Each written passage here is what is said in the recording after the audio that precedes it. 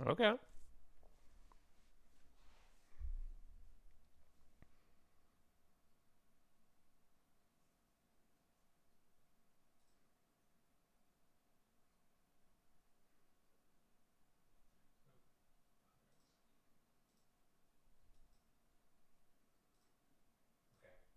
Facebook chat, I have TikTok chat, I have other chats. We made it. We're so close. This is why we need a producer.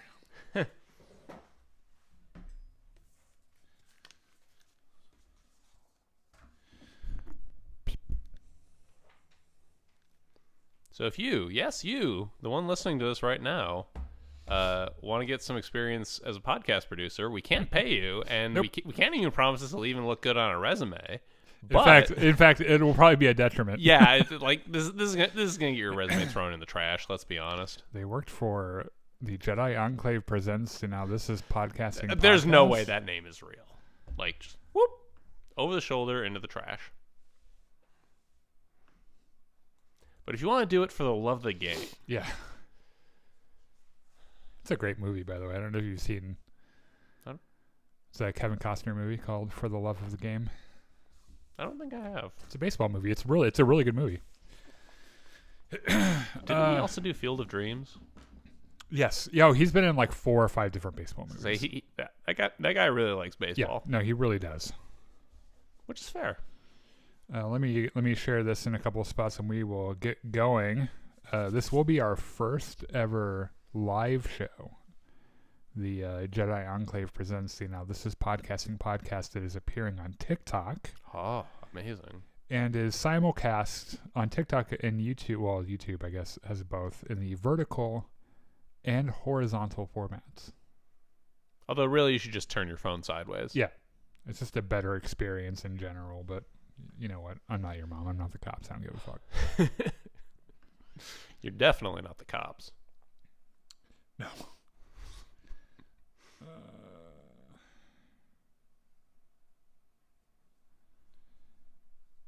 Oh, wow. You remember Blue Sky all on your Yep. own. I'm proud of you.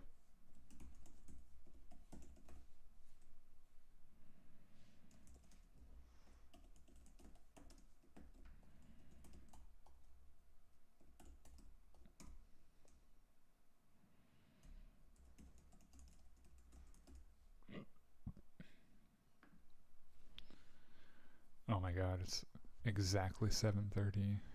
Look at that. Everything's going great. Never had a plan come together so well. All right, let's go. Oh, wow. Amazing.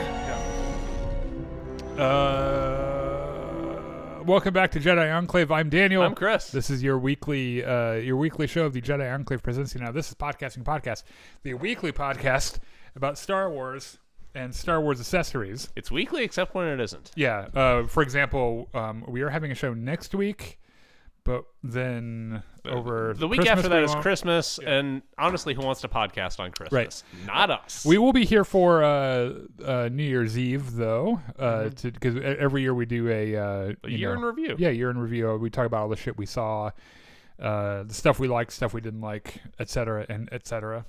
So you can come check that out. Also, we'll probably get like at least a little drunk. I'll make us a couple drinks. And then we also have on that New Year's Eve show, we'll have Stranger Things. Which you're going to strap me to a chair, Yeah. Clockwork Orange style, and force me to watch. Yeah. So there will be all of that. But this week we're talking about, there's some Star Wars gaming news. We're talking news. Yeah.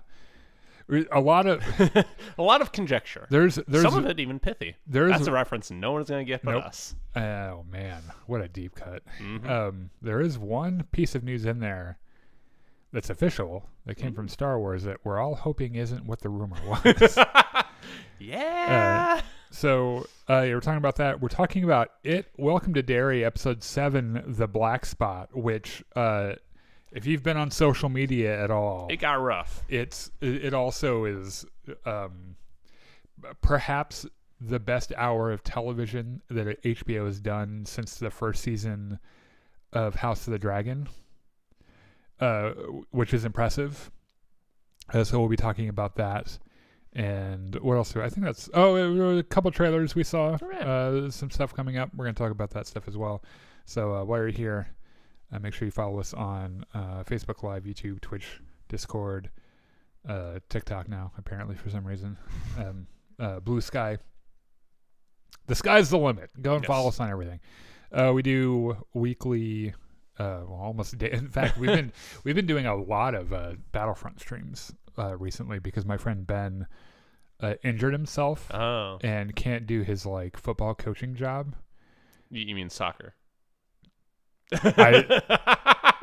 Don't put me in the middle of this. I don't. Look, I just wanted to translate for our primarily American audience. Yeah.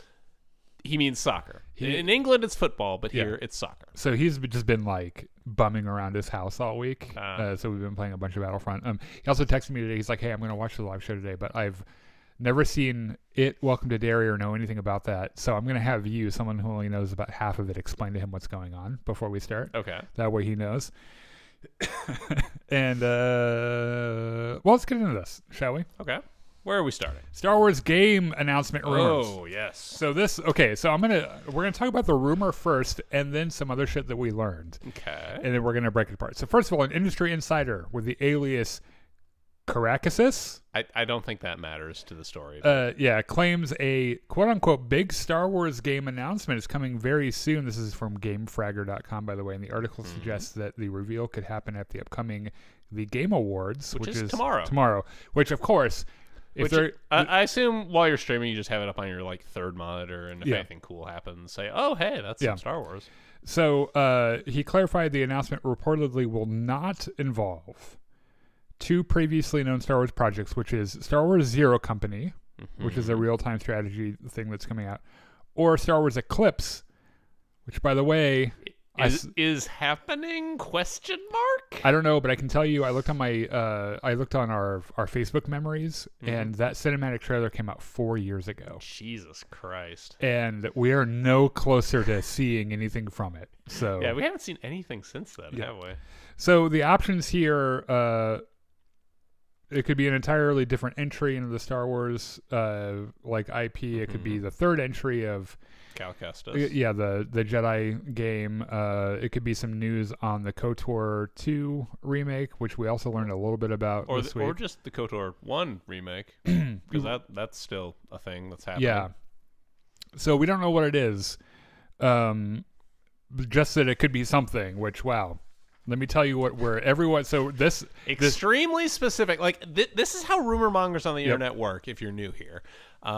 They say something that's incredibly vague so that anything that even remotely sounds similar to what they're saying gets announced. They say, fucking called it. Yeah, got it. Did it. It's all me, no one else. I was right. Believe me every time I say anything. Now, to be fair, I think this like industry leaker has been fairly accurate but it's always hard to tell because those guys are really good at deleting the shit that they got wrong, and so it seems like they're more accurate than they are. So who knows?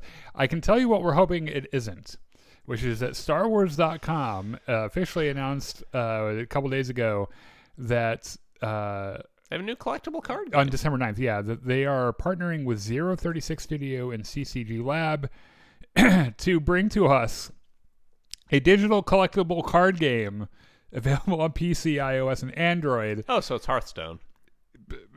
I don't know what that is, but probably.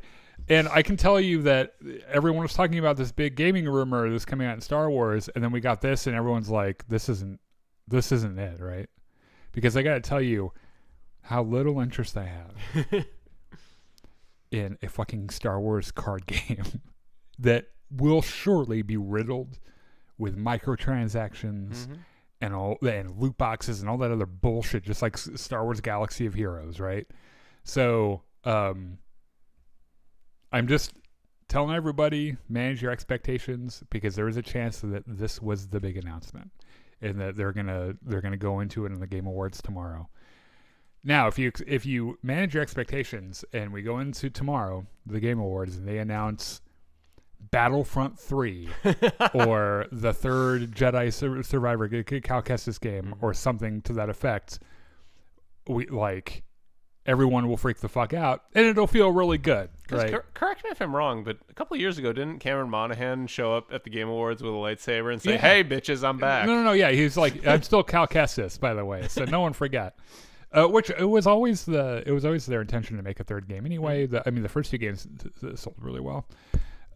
So there, if you guys are really into fucking Star Wars collectible card games, that game is for you. Real quick, Tom says most likely new Star Wars Battlegrounds remastered. Okay, first of all, Source.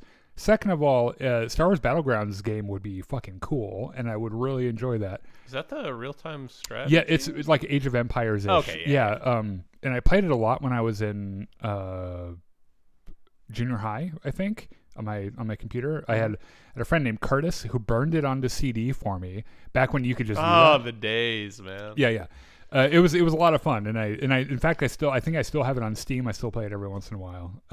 This I don't know what the fuck that says. Can you say actually technically it's pronounced balloon before you gasp in air and yell boo? No.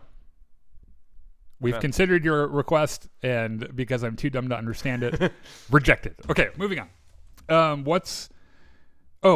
This was weird. Oh yeah. So Lucasfilm's getting sued, along with Asper Media, who did. Asper Media did they were supposed to do the Knights of the Old Republic remake. Yes, but they also did. They did the 2005 Battlefront 2 remake. Mm-hmm. And then I think they also do the Jedi Power Battles remake as well. That anyway, sounds right. So anyway, they're being sued for let me check my notes here. False advertising, and I'm not really sure what the lawsuit's all about. But the thing that came out in, I guess, Discovery is where we are in this part of the. I'm not a lawyer. I'm sorry. Mm-hmm. They learned a little bit about the full remake of KOTOR 2 under the codename Project Juliet. Which the only reason that raised any eyebrows was because the codename of the Switch port of Knights of the Old Republic 2 was codenamed Capulet. Yeah. And if you know your Shakespeare, the connection is immediately obvious. Yes. So this came out in a deposition by Lucasfilm Games Vice President Douglas Riley. And the remake was intended to feature modern art, updated gameplay, and modern hardware support. And the plan included keeping the original story characters and general content of KOTOR 2, but rebuilding the game to meet contemporary standards. And the other interesting thing was that it was also meant to integrate material from the fan-made restored content mod. Content that was originally cut or incomplete in the 2004 release, which most people who have a strong attachment to that game consider it to be a part of the experience anyway. Yeah, that game famously went through rushed and terrible development cycle, and like the ending, the last couple hours are horrendously choppy. It's it's a mess. Yeah, like at one point I believe they cut an entire planet because they just ran out of time and couldn't finish it in time. Which also, I feel like I just streamed that game a couple months ago. I definitely did, and it does feel a little light generally toward like the third act of the story and everything. You show up and you're on the sky bridge, and then that's about it. So how does this tie into because apparently they're doing the KOTOR 1 remake. Yes. So when Asper was doing the Knights of the Old Republic remake, there were apparently plans to do the second game as well, but now that remake has moved to a different studio, and it's unclear if part 2 also moved with it. Yeah. I don't know. I guess we'll never know. I think it would be a shame if they didn't, because Knights 2 is a better game, in my considered opinion. But, can we get into spoilers a little bit? Absolutely. It's our podcast. We can do what we want. Spoilers for KOTOR 1. There is something magical about that big twist in the first game, where Revan as a character is looming over you like a specter throughout the whole game, and then you learn at the end that you are Revan. That was like pretty fucking good storytelling. I really enjoy that. You only get to do "I am your father" once, but that is, I am my father. You can only do that one. Which basically I'm my own grandpa. Right? Yeah. Yeah. But like that's about as good as you can do for a twist like that in a Star Wars game. I think it's pretty good. Send a shout out to my friend, please. His name is Thomas. Well, Thomas, shout him out yourself. I hope you're not a piece of shit in life. Here's your shout out. Daisy Ridley has heard about the Ben Solo, the Hunt for Ben Solo movie, because of course, anytime a former Star Wars actor is doing press for anything else, she's doing press for some zombie movie or something right now. Yeah, and they're like, we're going to talk exclusively about Star Wars, and have you heard about the Ben Solo movie? And she's like, yes. I don't live under a rock, yes. But also because I'm not a terrible human being, of course I'm going to say nice things about Adam Driver and Star Wars fans everywhere. Yes, and so basically her thing is and there's a part of me that kind of like agrees with her, where she's like, you know what's really nice about all this is that everyone's kind of united in a positive way around Star Wars for once, and not the other way around, which is like what harassing my co-stars off the internet or me, right? Yeah. So good job, Star Wars fan base, for not being pricks for about 2 weeks. But she's basically like, yeah, that'd be a lot of fun. That'd be really cool. And which you have to say if you're an actor anyway involved in Star Wars, unless you're Oscar Isaacs, by the way, who is just like, fuck Disney, honestly. Or, God, John Boyega now even. The two of them are just like, we're done. He's changed his tune again? Because like for a long time he was like, fuck Disney. And then he was like, you know what? Maybe Disney's okay. And I guess now he's back to fuck Disney. I don't know. Maybe it was all tied to this Ben Solo thing. Maybe. Yeah. So, I don't know if it's ever going to happen, but honestly, I don't know if I want it to happen. I don't think it should. Yeah. I think I would love to see a movie that's like after. Okay, Adam Driver, since I know you're such a big personal fan of us and our show. No. He just texted me before we started. He's watching. Just release the script. Yeah. Just like put the script up on Google Docs or something and say, here you go, guys. This is what I wanted to do, but Disney's a bunch of pricks. They said no. That's more or less what Colin Trevorrow did with his scrapped episode 9. Yeah, he said, you guys want to see my fucking movie? Here it is. Yeah, and you know what? It was pretty good. You can't see it, but you can read it. It was pretty good, and it involves General Hux committing seppuku at the end of the film with Mace Windu's lightsaber. Oh, shit. Yeah, so like... That's metal as fuck. Pretty good. Oh man, do you want to turn into financial talking heads for about 2 minutes? Oh God, I guess we have to, don't we? I will preface this by saying I've been unable to follow this story the last couple of weeks without immediately thinking of one of my favorite shows in the world called Succession, because this is literally like a plot right out of that show. Very much so. So basically what happened first is that Netflix looked at Warner Brothers and was like, we'd like to buy you for $86 billion or whatever. And Warner Brothers is like, oh, hell yeah. That sounds $86 billion. So Netflix is specifically buying the movies, like the movie production and the streaming business. Warner Brothers. Not the cable TV Not the cable side, TV news, not the video games, not any of that shit, just the movies and the streaming. So now a bunch of people came out of the woodwork, and to be fair, this probably would be terrible for Netflix to buy up Warner Brothers. That they would have a large portion of the market. Yeah. And it wouldn't be good for Hollywood. It's really not good for talent either. Because it means that pretty much there's like one employer in town, and if you piss them off, you don't get work anywhere. Paramount was like, excuse me, this probably isn't fair. Also, it's worth pointing out that the heads, the corporation that owns Paramount, are very close to the Trump administration and to Donald Trump personally. And so they went. They said, "Hey, Warner Bros. Discovery, we will buy the entire thing, the entire business." Yep. Side note: those heads who are really close to the Trump administration actually really only want the cable news parts of the company, so that they can, propagandize even further. Right. But they're making it look like they want to buy the whole thing because that's how because like that part of the company wasn't meant to go on sale for like another year or something. Yeah. And that's too late to affect the midterm elections here in the U.S. Right, and what good is it at that point?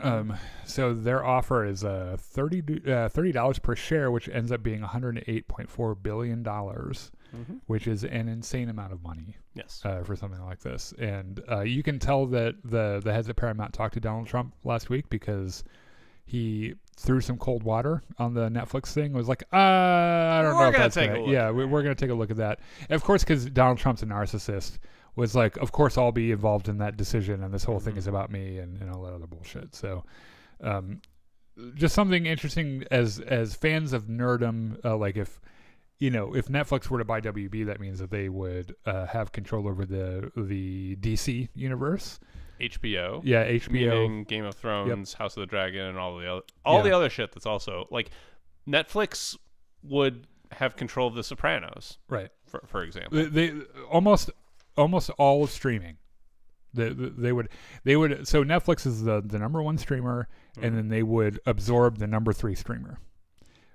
Which is insane. Yes. The next competitor is Disney Plus, I think, which has half the number of subscribers. Like, even leaving aside how close the Ellison family is to the Trump administration, this deal should probably be blocked on antitrust grounds. Yes, absolutely, yeah. Yeah, we're not supposed to have monopolies in this country, and this is exactly what they would be. They would have a monopoly on the streaming market, and not good for anyone. Not true dictionary definition of the monopoly, but close enough that it would raise some eyebrows. Yeah. So is this one of those weird times when I'm like, do I agree with Donald Trump on something? Except that you know that Donald Trump he's not throwing cold water on it because he's worried about antitrust laws. He's just not sure how it benefits him. Mm-hmm. So like if Netflix manages to write a big enough check to Donald Trump, he'll turn around and say, Netflix. Yeah, Netflix is the best. Yeah. It's really whoever's fillets him the most is who he goes with. So same way he filleted Bill Clinton. Heyo. Oh, didn't we find out that wasn't true though? In my heart, I choose to believe it is. No, I agree, and it's look, if the right can just believe whatever they feel, I'm going to believe that Donald Trump gave Bill Clinton a blowjob. I feel like I owe that to myself. Oh, TikTok was just like, you can't say that. Well, we just did. Fuck you, TikTok. Oh man, you're gonna get us banned. All right, let's move on to a cool little piece of television that we watched this week. We're not talking about the trailers? Oh no, let's do that first. Yes, sorry, I kind of jumped ahead a little bit. All right, so we had The Boys. You sent me right. Yes. So The Boys was it season 5? The final season. The final season. They had a full length trailer, I think, for. There's a lot of Homelander punching someone off camera. One of them's a fish. One of them's probably his son, is what I'm reading. Maybe. Which, by the way, that the kid that plays Ryan has grown up quite a bit. Yes. He shows up once or twice in this trailer. Yeah, and I didn't realize how much he grew up before. It was like 2 weeks ago. I was scrolling through Instagram, and a video of him showed up playing the main title from It, Welcome to Derry, on the piano. And first of all, he's a pretty good it's good. He does it. It's pretty good. And I was like, he is an adult now. It's insane that we first were introduced to his character and he was like a little big baby, and now he's an adult. But yeah, it's basically, I think what we're supposed to get from this is Homelander has taken over everything. Yes. Right. And at least in the United States, I think, probably in charge of everything. And apocalypse is impending, is imminent. But there are literal concentration camps. Yeah. And what are the boys going to do? They're gonna make one last effort to take Homelander down. Many of them will probably die. And who knows where Ryan falls on this, because on one hand he's got this relationship with Billy Butcher, but on the other hand, fascism, when you have superpowers, is kind of the most compatible, less annoying thing for you, because you don't have to listen to anyone and you can do whatever the fuck you want. So there's that. There is a nice little voiceover from Billy Butcher about how we're doing this even if I have to drag your corpses across the finish line. Which is a very Billy Butcher thing to say. Yeah. Except he didn't say cunt at the end. Well, I didn't, but he might have. What's the other thing that so there were rumors about an Avengers Doomsday trailer happening today that, as far as at least up until the time of this recording, hadn't happened. But we did get a Avatar: The Last Airbender Season 2 trailer, which is the Netflix the Netflix adaptation of the Nickelodeon cartoon. Yes. And we were talking before, I don't think you've seen the first season. But I have seen the original show. Right, yeah. So I know in broad strokes what would have happened. Yes. And let me just say, I'm a huge fan of the Nickelodeon show. Yeah, it's really fucking good. Yeah. So when you consider that you have two choices for live action adaptions for Avatar: The Last Airbender, one of them is from Netflix and one of them is M. Night Shyamalan's film, which is perhaps the worst thing I've ever seen. Right. And there are some weird liberties taken with that movie. One of which is that he purposefully mispronounced all the names. Yes, every single name. Yeah. And then also just made some real bizarre filmmaking choices, like the fact that he does these weird close-ups on everyone's faces all the time, and it's just really bizarre and weird, and everyone hates it. But the first season from the Netflix adaptation isn't bad. I enjoyed it. Like it was, they at least said the main character's name correctly, which I was like, fucking improvement from what I remember. So season 2's rolling around. If I remember correctly, we meet a new character. Well, I know a couple of new characters. Yeah, we meet Toph, yeah. Who the greatest earthbender of all time. It's that fucking M. Night Shyamalan's getting my head, and I'm mispronouncing names. Yeah, she's a blind character. She's an earthbender. Yes. Who can feel the earth under her little feetses, and she's kind of a badass. She also in the original the Nickelodeon version is hilarious. Yes. And I'm hoping they preserve that part of her. She's probably my favorite character in that show. Yeah. Who else do we meet in season Azula? 2? Oh, right. That's and her bad girl gang. Yeah, oh my God, they're like the patty cakes. Yeah. From Welcome to Derry, aren't they? Significantly more lethal, but yes. I don't know. The patty cakes seem anyway. The patty cakes are just jerks. Yeah, but give them Azula. Give them a razor blade though. Azula will straight up kill a bitch. That's true, and has probably. Yeah. So I can't remember. Do you remember when this is coming out? I don't think they said. Sometime in 2026.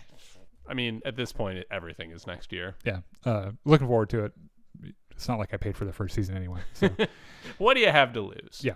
All right. So let's get on to what we watched this week. Okay. So we're going to be talking about It, Welcome to Derry, episode 7, The Black Spot, here in a second.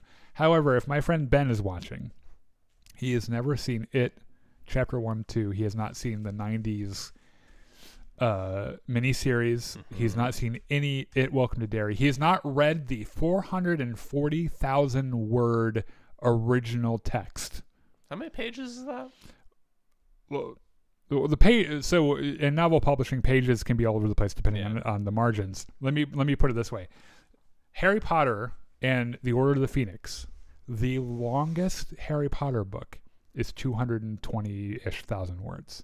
Okay, so it's two of those. Yeah, it is a massive book. Stephen King was on some good shit when he wrote that. Yeah, well, like he just couldn't stop. He just mountains of cocaine will lead to a 440 foaming at the mouth while clacking away at his typewriter. Yeah. So based on everything you've heard from me over the last several weeks as we've watched this show, explain to our friend from Britain, or our friend Ben from Britain, what the fuck's going on. Okay, a very long time ago, an extra-dimensional eldritch horror crash landed in Maine. Because everything happens in Maine, Stephen King. Yep. It's also the worst part of the country. Idaho? Mississippi? Anyway. I'm not convinced Idaho exists. I've never been there. And I've not seen evidence of its existence. So anyway. Same goes for Delaware, by the way. This eldritch horror likes to eat people. The way it works is it will sleep for 27 years, then wake up, and then as you do after you wake up from a long nap, it gets a little peckish, so it likes to eat people, and then goes back to sleep for 27 years. What kind of people does it prefer? Children. Yeah.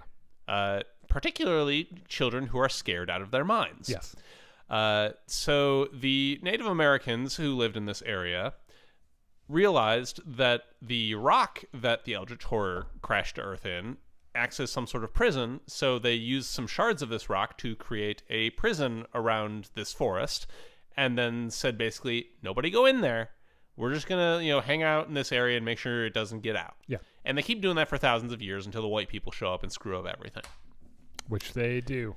So in the 1960s, one of these new cycles happens where the creature wakes up and starts eating.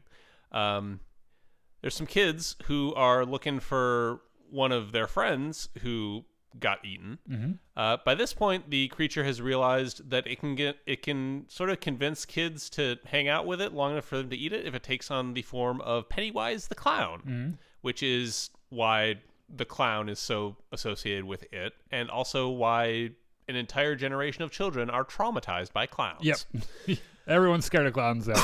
It's all between Stephen King's It and John Wayne Gacy.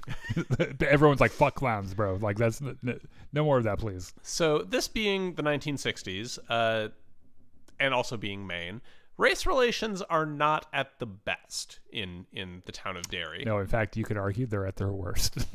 Pretty close to, the worst part, yeah.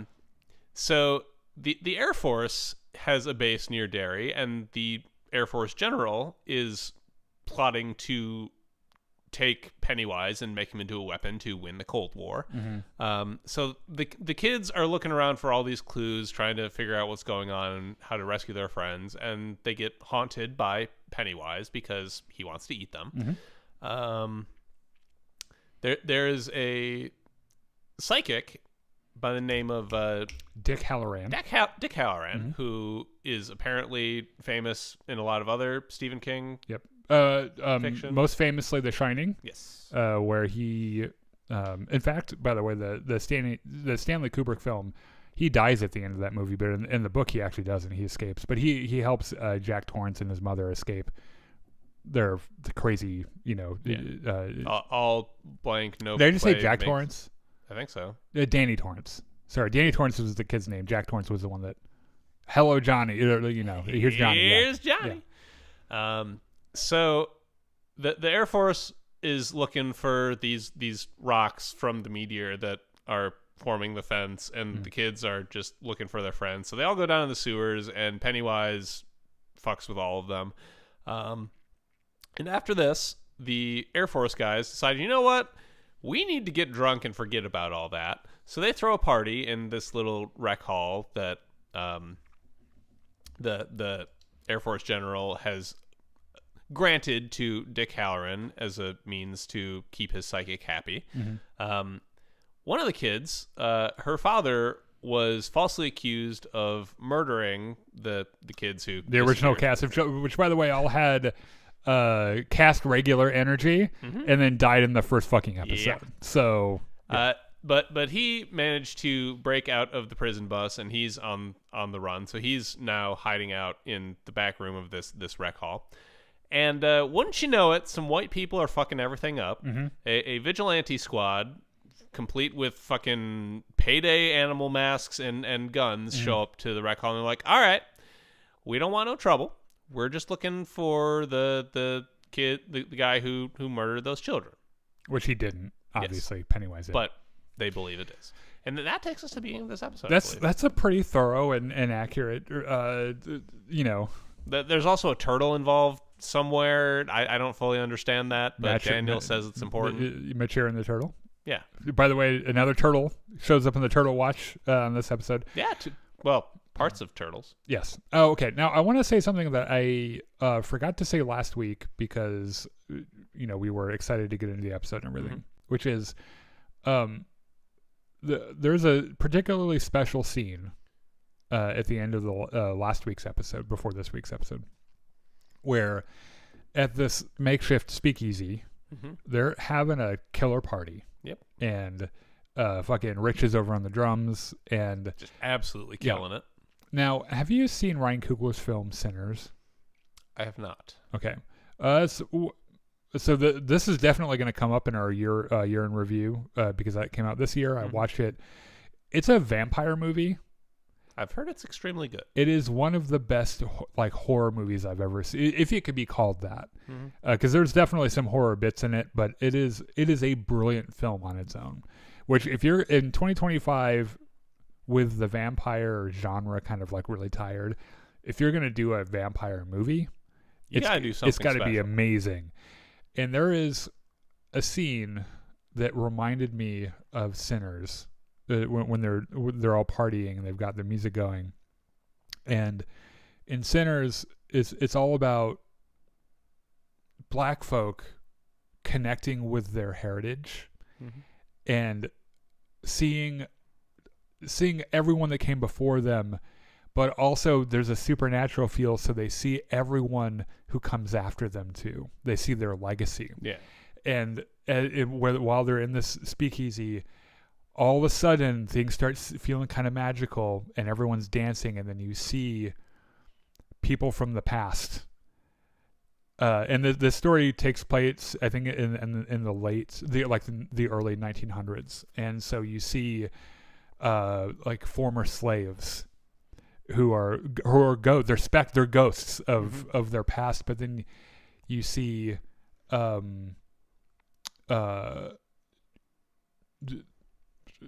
people from the future, like I guess like the 1980s, like the start of like the rap movement and slam poetry and everything, and all these people are dancing together, and they don't necessarily know that they're there, but it is this and I'm probably not doing it very good justice, but it is this incredible visual experience of people connecting to their roots and realizing that they stand on the shoulders of the people that came before them, but also they are the shoulders on which other people stand, right?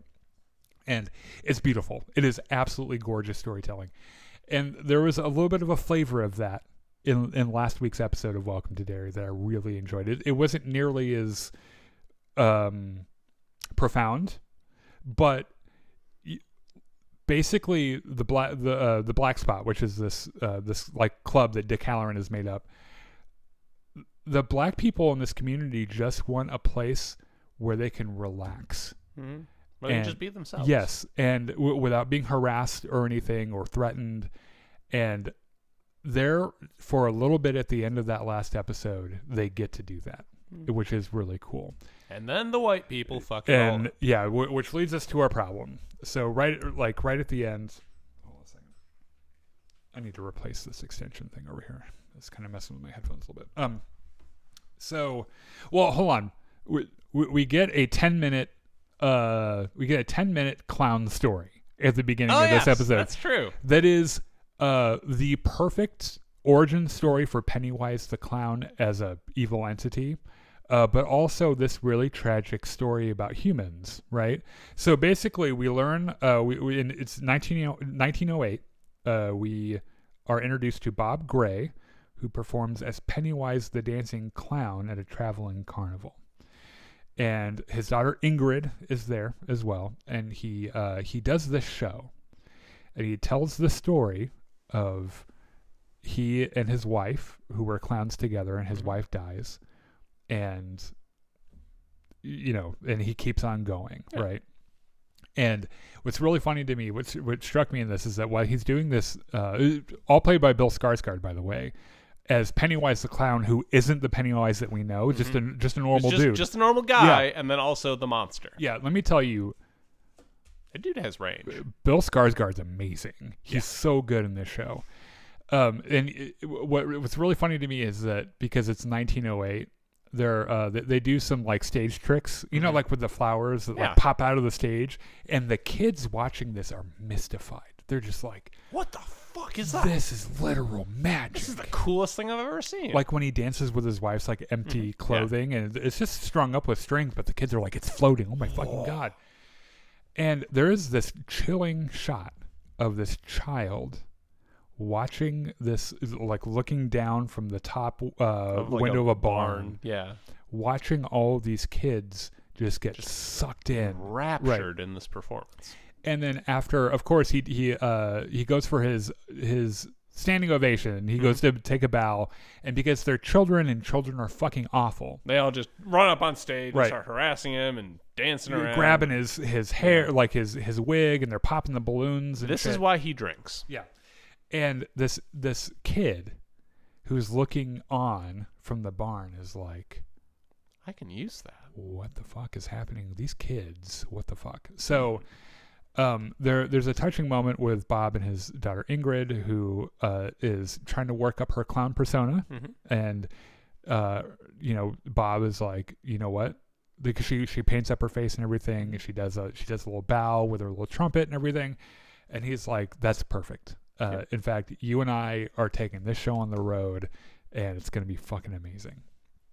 And at the same time, you can tell that Bob Gray is a hopelessly depressed man because he's in between shows. He's out at the edge of the carnival. Just drinking and smoking. Yep. And this kid comes out of the woods, just fades in from the darkness, and has a detail that cues anyone who knows anything about Pennywise that this is the entity, right? Which is that his eyes kind of glow, like they kind of catch the light like a lion would, right? And the kid is like, those kids were obsessed with you. They wanted to be close to you. Like how did you do it?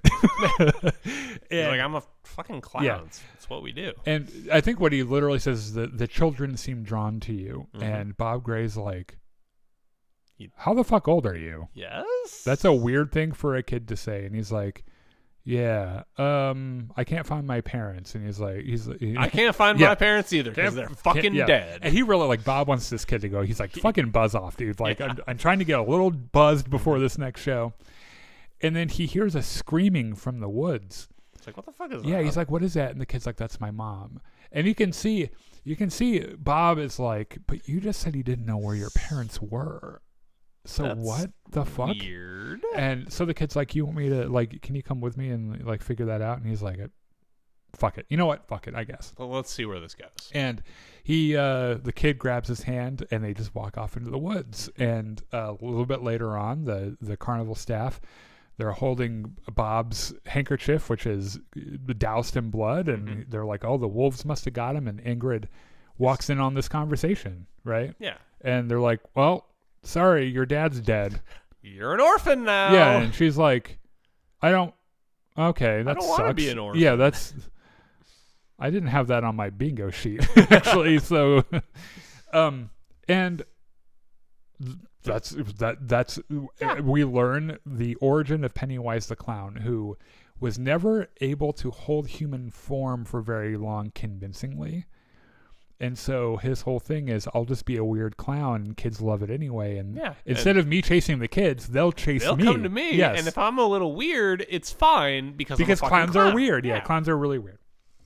All right. Oh, man. Okay, so we're in 1962 now, which is like present day for the story. Clint Bowers, who is the former, I guess, police chief. Police chief.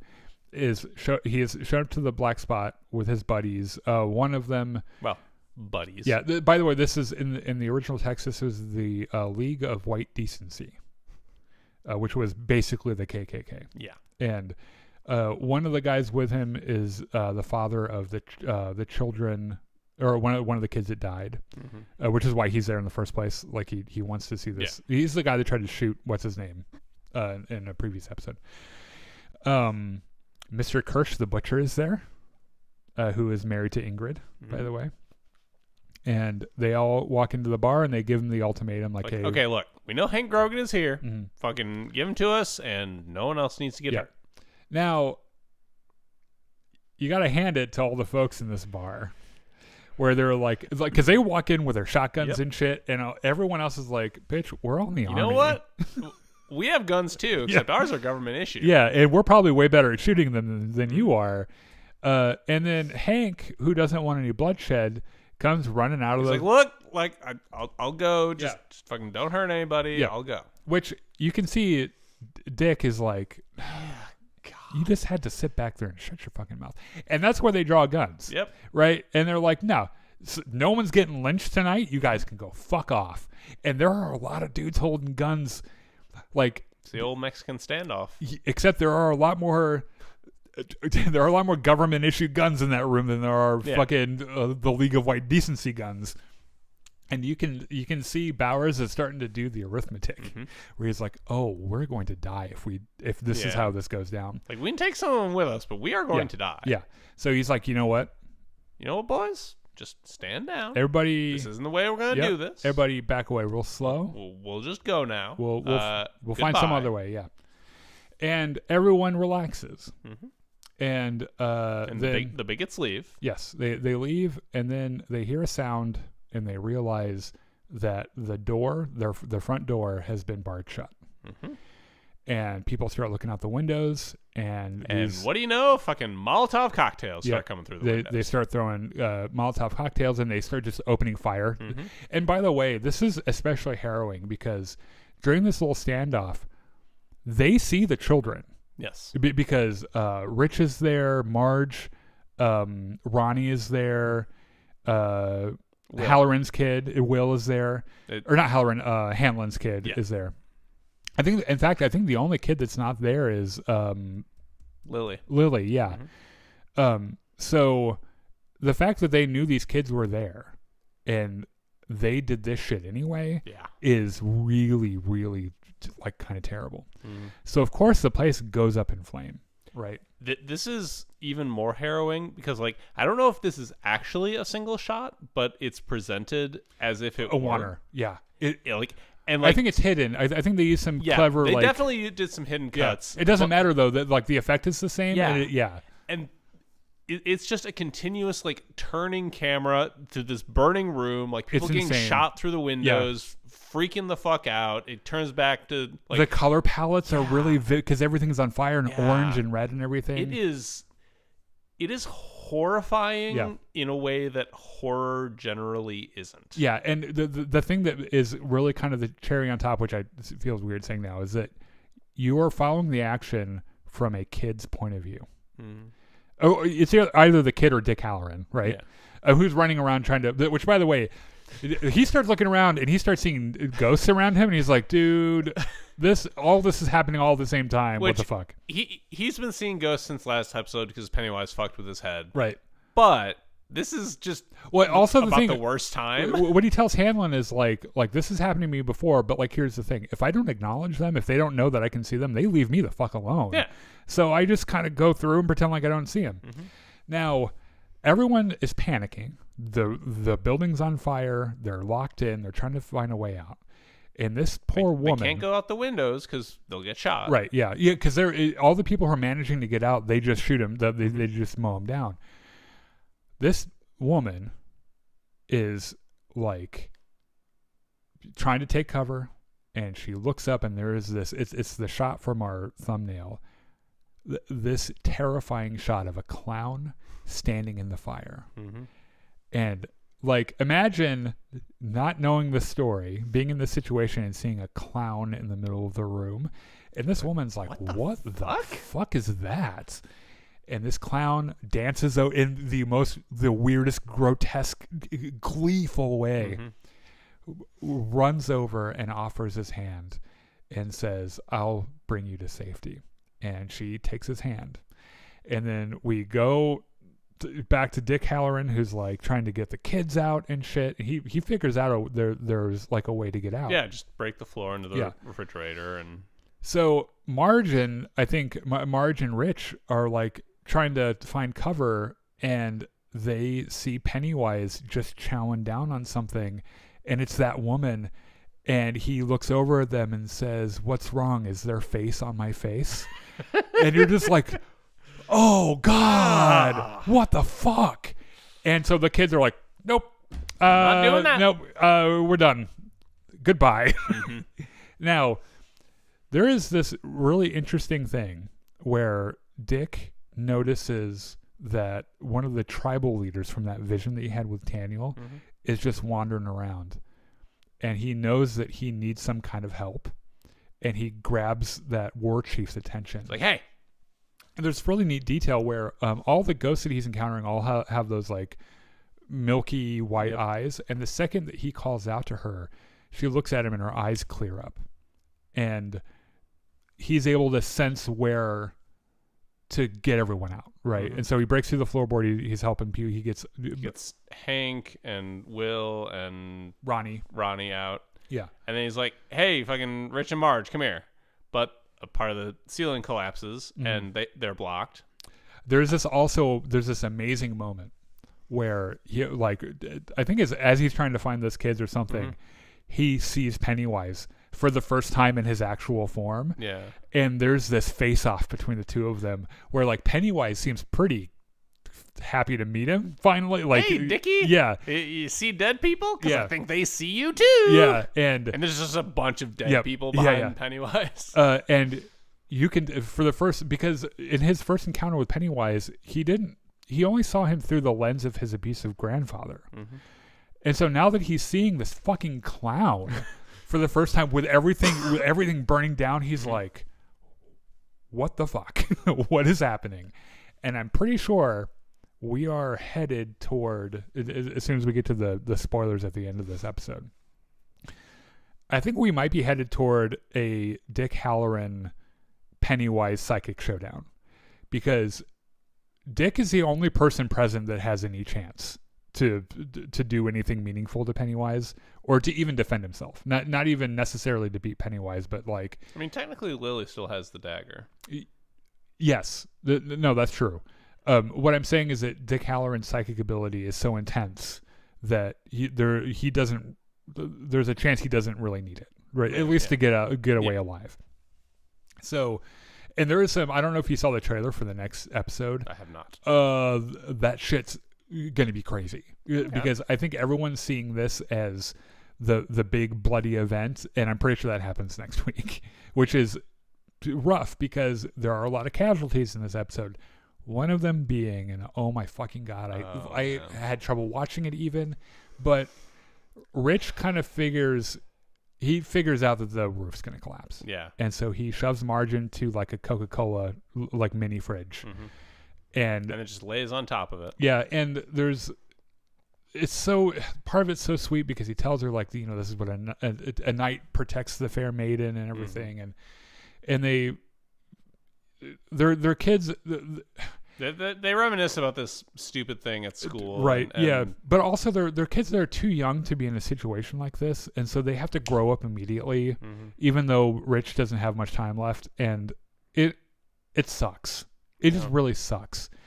And so he lays on top of the fridge so she can't get out, and saves her life, but in the process dies.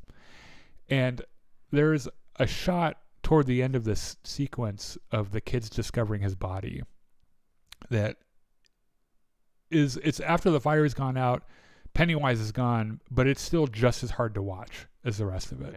And this is also a testament to those child actors are really fucking they're good. Really good, and the whole thing was just like really hard to watch. Now, meanwhile, outside, here comes fucking Ingrid, dressed up in her clown bullshit. So the bigots are like, okay, we gotta get out of here. Oh, the cops are on their way. Oh shit, yeah. We should go. So they all get in their cars and go, all except Ingrid's husband, whose car won't start. Yeah, and he does this double take where he like sees her in the woods and he's like, what the fuck are you wearing? And she's like, this is my clown outfit. And he's like, this is who I really am. And he's like, you're going to be fucking feeling the back of my hand. You're going to be black and blue if you don't get your ass home and take that shit off. And she just looks around and says, hi, Dad. Yeah, and he's like, what the fuck are you talking about? And he turns around, and Pennywise, because Mr. Kirsch is the Daemon Targaryen. Yes, he does. And so by the way, he's holding that big butcher knife because her husband's Mr. Kirsch, the butcher. Yeah. Fucking top half of the head, clean off, right? And he holds on to the top bit, turns it around, and just starts taking bites out of it. Starts eating the brain. You're like, oh, God. And so right around here, Ingrid's like, wait hold on a minute. My dad wouldn't eat someone's head. And what did you do to my dad? And there's this hilarious moment where Pennywise pretends to like try to remember. I am your dad. What he says, he's like, I ate him. And she's like, oh, this is bad. This is real bad. And so she's like, you know what? I'm gonna back away slowly, and he's like, "Oh no, you don't," and catches her. Do you know about the deadlights thing? No, but I did know that his face opened. Yes, and then there was this tractor beam that sort of picked her up, and she went catatonic. Yes. Okay, so this is called the deadlights, right? Mm-hmm. So the three little orbs that are spinning around, that is Pennywise. Huh. That's his actual form. Okay. And to look into the deadlights is a name that the kids. The original Losers Club in the book, the ones that end up beating Pennywise, call them. They call them the Deadlights. That when you look upon the Deadlights, it's instant insanity, because you see the face of true evil. Mm-hmm. Is it's Stephen King thing, right? Yeah. Now they walk this back a little bit in the movies and stuff. It isn't immediately because there are characters in the films, in the other chapter 1 and 2 that get hit by it that don't turn insane. And also we find out there are some characters, and there's one character in this episode that gets hit by it. We know that he doesn't end up being insane. So yeah, but he fucking blasts her with the deadlights and floats her ass up in the air, and he's like, I gotta tell you, I'm getting real fucking sleepy. I'm gonna go. Which, by the way, there's this. Before she figures out that everything is wrong, Pennywise comes up to her for a hug, and there is this. It's terrifying. I was certain he was gonna eat her. I thought he was too. I think he might have been thinking. But okay, so this is my theory on this. Is that I think he was like, oh, this would taste good, but actually probably not, because she's not scared of me. Yeah. She thinks that I'm her father, and she's not scared of anything. And when she starts getting scared, when she figures out, that's when he's like, oh, I'm deadlightsing you. Now you could be tasty. Mm-hmm. So, and then Pennywise prances off to go take a nap. Yep. Right? He's full. He's ready for his 27-year siesta. It is disgusting. That on the news the next day, this is characterized as an electrical fire at an illegal black speakeasy, and the entire thing is glossed over. The people who started the fire were lauded as heroic first responders that tried to put the fire out, and this is what happens in Derry. Bad shit happens, and everyone ignores it, and that's just how it is. So, let's see. Oh, Halloran is like, I think I know where that fucking... I think I know where the thing is. Yeah. Because, by the way, there are dead people now that are... That are just really fucking interested in me, and I'm not very happy about it, but here we are. But yeah, it is what it is. But if I follow this one particular dead person to her grave, we can find the first pillar. And so he takes the army out there. Air Force. The Air Force. And this area, by the way, that they're in, is there at the end, I think is the same area where the carnival was. Okay. That clearing in the forest or in the woods or whatever. They dig some holes, and lo and behold, they find a turtle shell, and they crack that son of a bitch open, and there's one of those pillars in there. And they load it up on a truck, very Raiders of the Lost Ark style. They put it in the box and everything, and they take it on base. And I saw it as soon as the Humvee entered the space, that there was a fired up forge, and I was like, "What the motherfucker is this?" Yeah, and turns out they're going to melt it down and destroy it. So this is the one thing that I'm just like, this is stupid. Yes, this is really stupid. So basically, the general on base. It was a ruse. We got to win the Cold War thing was all a ruse. His plan is America is falling apart, and we need to make people scared so that they're going to follow the fucking rules. Yeah, which is the dumbest shit in the world. Yes. It's as far as villain what's the word I'm looking for? Motivations. Yeah, motivations. The dumbest shit in the world, because motherfucker, you can't control that, right? So you're going to be scared too. Your best weapon is Dick Halloran, and he can't do anything about this. Yeah, so this was dumb, and I'm not sure what they were thinking. Maybe they didn't know how to... Maybe they have a justification coming in the next episode, but I don't know. So, while all this is happening, secondary plot, Hank Grogan is still a wanted murderer. Well, no, he's not, because they assumed he died. Yes, because they stage his death, and then... Mrs. Hanlon dresses him up her husband in her husband's clothes, and takes her out to Rose. Yeah. I think this is a really funny thing, by the way. He's like, you don't think that they'll know that I'm not your husband? And she's like, honey, to white people around here, we all look the same. It's okay. He's like, that is fair. Point taken. Yes. Okay. So they're like, okay, I have some friends in Canada who can set Grogan up with new papers. He just needs to get across that line on a piece of paper. Yeah. Well, which they are perfectly suited to. Yeah. There is a meeting of the natives, by the way. They're like, okay, the cycle is over. We got 27 years to get ready for the next one.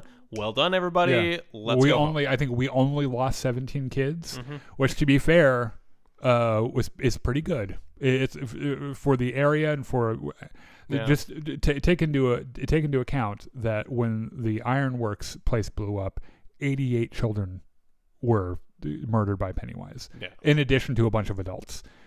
So like they're like 17 kids. I'll fucking take it. And I think it's really funny that like there's that one guy who's like, well, see ya shit asses in 27 years. So also Taniel sees that they find the pillar and he comes in and is like, okay, we have a very big problem here. So Hamlin realizes what's going on. This is where we get this confession he tries about to stop it and he can't. And then Will is at home. He's like, man, I want to go hang out with my friends. Well, hold on a second. Well, yeah, because he's right. So Ronnie and Marge want to go tell Lily what happened to Rich. And so Will's mom rightfully is like, oh, fuck no. You are going to stay home. Yeah. In fact, we're leaving this fucking town as soon as we can. This place sucks. So another really great scene where they go and tell Lily what happened to Rich, and it's really terrible and really sad. We get this fucking hilarious shot. I don't know how they make Pennywise so terrifying, but sometimes really funny, where he is snuggled up in his pile of body parts. Yes. And he's like submerged up to his eyes in blood, right? And he's just taken what looks like the most comfortable nap I've ever seen. He's just conked out. And then he realizes that pillar is gone. Yeah. He just wakes up. Right, because they dump that shit. They dump that shit in the incinerator and they destroy, which means, so the whole thing is like, we weren't trying to cage it. We were trying to break the fucking cage open. Yeah, we're trying to let it go. They've broken the cage open, and Pennywise, like, it's just it's like hilarious. Maybe I don't go to sleep just yet. The blood's up to his nose and his eyes open and he looks left and he looks right and he's like, oh, this is good. This is very good for me. Ooh, this is going to be really good. So then Will's at home because he's finally listening to his parents for once. He gets a phone call, picks it up, and it's Ronnie talking about how, you know, everything sucks and, you know, all her friends are dead and Rich was so delicious. And Will's like, wait a second, what? Wait, would you say that one again? He was what? And then Ronnie keeps talking and Pennywise's voice like slowly melds in and overwhelms hers. And he's like, I'm not fucking scared of you. And Pennywise is like, are you sure? Because I'm right here in your kitchen. Surprise. Are you scared yet? He turns around. Pennywise, by the way, is from the nose down covered in blood because he just got out of his blood bed. And he catches Will in the deadlights. And that's the end of the episode. The trailer, I will probably show you the trailer when we're done with this. Derry is about to get fucking rocked by Pennywise because he can go anywhere he wants. And there are a lot of fucking kids in Derry that he hasn't gotten yet. So, oh man, it's going to be something like, it's going to be crazy.